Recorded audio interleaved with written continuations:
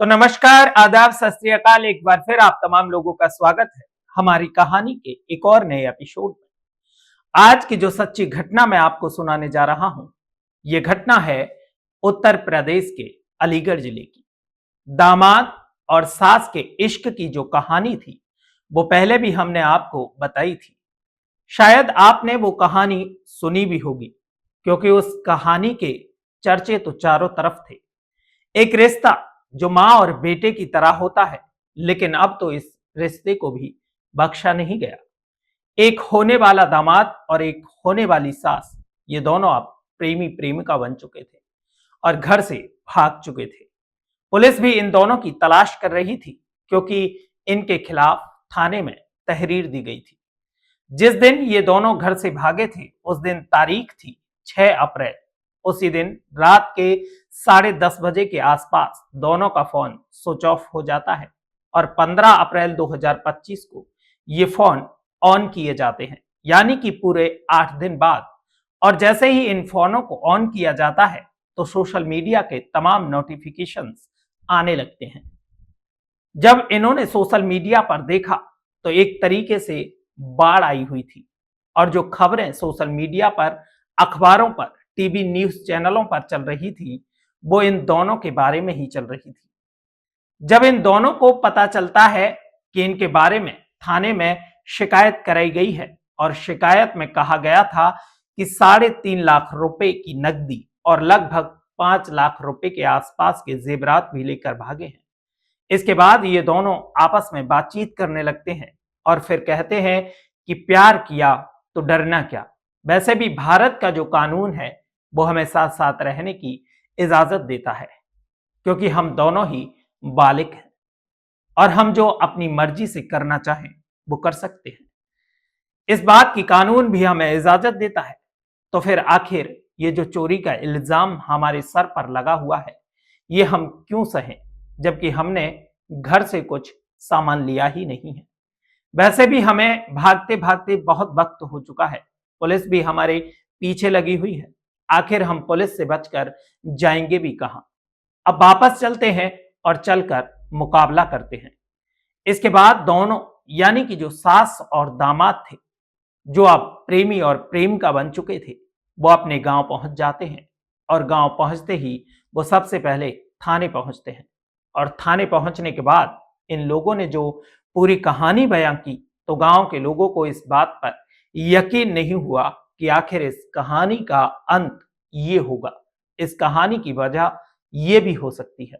उत्तर प्रदेश के अलीगढ़ जिले का एक थाना लगता है मडरा, और इसी थाने के अंतर्गत आने वाले एक गांव की एक लड़की, जिसकी उम्र 16 या 17 साल के आसपास होती है।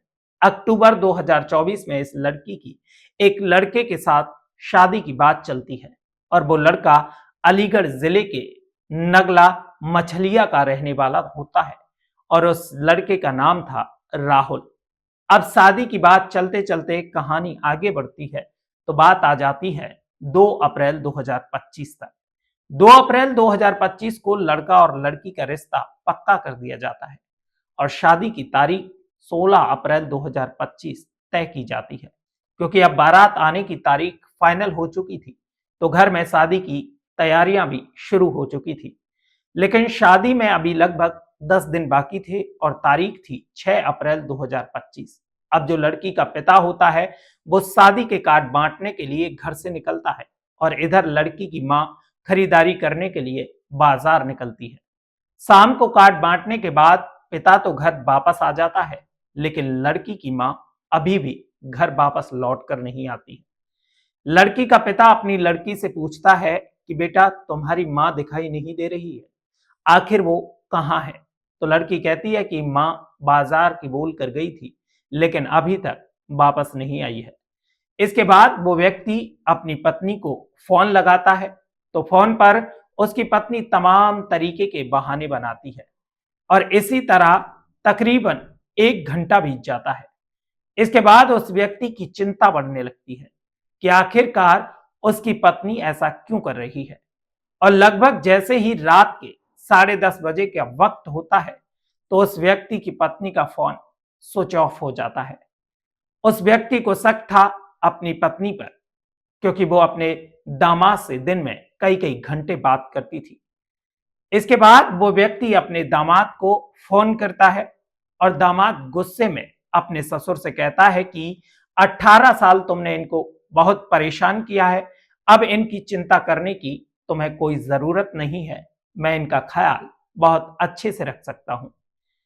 इतना सुनते ही व्यक्ति के पैरों तले जमीन खिसक जाती है और सोचने पर मजबूर हो जाता है कि आखिरकार एक दामाद इस तरीके से बातें कैसे कर सकता है। और इस तरह दिन निकल जाता है। अगला दिन आता है और तारीख होती है 7 अप्रैल 2025। 7 अप्रैल 2025 को वो व्यक्ति थाने पहुंच जाता है और थाने में शिकायत दर्ज कराता है। लेकिन सोचने वाली बात यह थी कि जो महिला घर से गायब हुई थी उसकी उम्र 38 साल के आसपास थी और जो होने वाला दामाद था राहुल, उसकी उम्र लगभग 20 साल के आसपास थी। यानी कि दोनों ही 18 साल से ऊपर के थे। इसलिए भारत का जो कानून है वो इन दोनों को इजाजत देता है अपने अच्छे और बुरे फैसले लेने के लिए।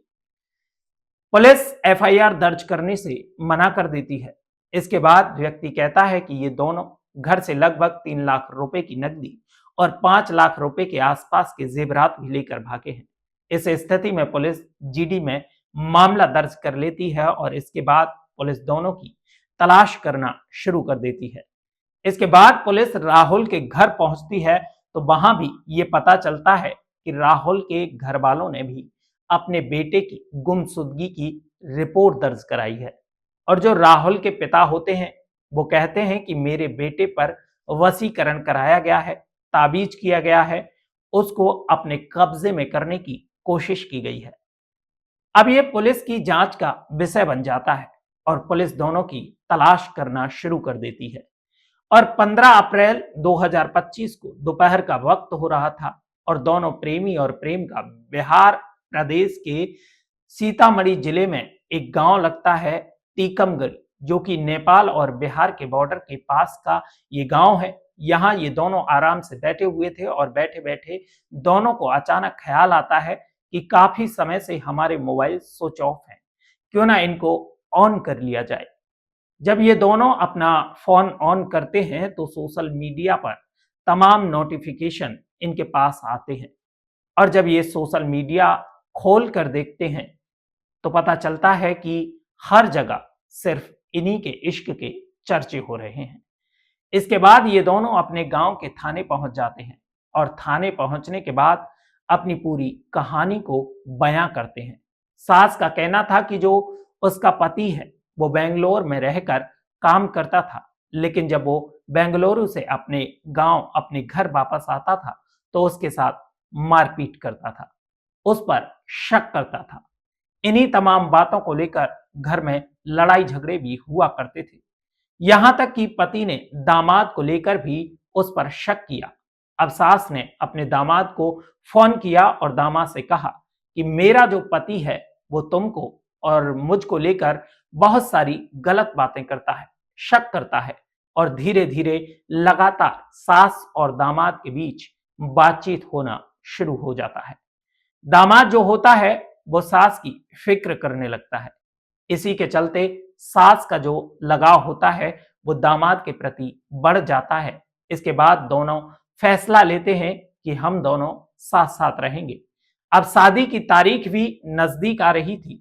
इसके बाद दोनों के दिमाग में ख्याल आता है कि अगर हमने अब फैसला नहीं लिया तो आखिर फैसला कब लेंगे। और 6 अप्रैल 2025 को इधर सास अपने घर से निकलती है और उधर दामाद भी अपने घर से निकल आता है और दोनों सबसे पहले अलीगढ़ पहुंचते हैं। अलीगढ़ से बरेली पहुंचते हैं और बरेली से मुजफ्फरपुर पहुंचते हैं और मुजफ्फरपुर से बिहार का एक जिला लगता है, वहां तक पहुंच जाते हैं, जो कि नेपाल और बिहार के बॉर्डर के बीच में होता है। हालांकि दोनों ने थाने में जाकर सरेंडर किया है, लेकिन साथ ही साथ ये भी कहा जा रहा है कि जो बिहार और नेपाल के बीच का जो बॉर्डर है वहां से पुलिस खुद जाकर इन दोनों को उठा कर लाई है। अब इस बात में कितनी सच्चाई है कि इन दोनों ने खुद सरेंडर किया है या पुलिस इनको उठाकर लाई है, ये तो अभी सामने नहीं आया है। लेकिन अधिकतर मीडिया रिपोर्ट्स में बताया जा रहा है कि जैसे ही इन्हें अपनी चोरी की बात पता चलती है तो इनको गुस्सा आ जाता है। तो वो सोचते हैं कि चोरी का कलंक अपने सर पर लेकर हम जी नहीं सकते और भारत का जो कानून है वो हमें साथ रहने की इजाजत देता है, अलग हम हो नहीं सकते। तो फिर क्यों ना इस बारे में हम घर पर ही बात करें। तब जाकर ये थाने पहुंचते हैं और थाने में इन दोनों से पूछताछ शुरू हो जाती है। अब ये तो आने वाले आगे की अपडेट में पता चलेगा कि ये लोग जज के सामने क्या फैसला लेते हैं। क्या ये दोनों एक साथ रहेंगे या फिर दोनों अलग हो जाएंगे। इस बात का फैसला अभी तक आया नहीं है। लेकिन याद रखिए, जिस घर में शक की बुनियाद रखी जाती है, बात बात पर शक किया जाता है, बात बात पर परेशान किया जाता है, तो कई बार लोग कुछ ऐसे कंधों को तलाश करना शुरू कर देते हैं जिन कंधों पर वो अपना दुख, अपनी तकलीफ, अपनी बातें रख सकें। सास को मिला तो अपने होने वाले दामाद का कंधा मिला। वो अपने दामाद के कंधे पर जाकर अपने दुख, दर्द, तकलीफों के बारे में सब कुछ बताती चली जाती है और दामाद को भी सास की बातें इतनी पसंद आती हैं कि दोनों को एक दूसरे से प्यार हो जाता है और साथ जीने मरने की कसमें खा लेते हैं। आगे वो साथ रहेंगे या नहीं रहेंगे, ये तो खैर आगे ही पता चल सकेगा। इसलिए आगे की अपडेट पाने के लिए चैनल को सब्सक्राइब जरूर करें। इस कहानी को सुनाने का उद्देश्य किसी की भावनाओं को ठेस पहुंचाना नहीं है, किसी को परेशान करना नहीं है, बल्कि आपको जागरूक करना है, आपको सतर्क करना है, आपको सचेत करना है।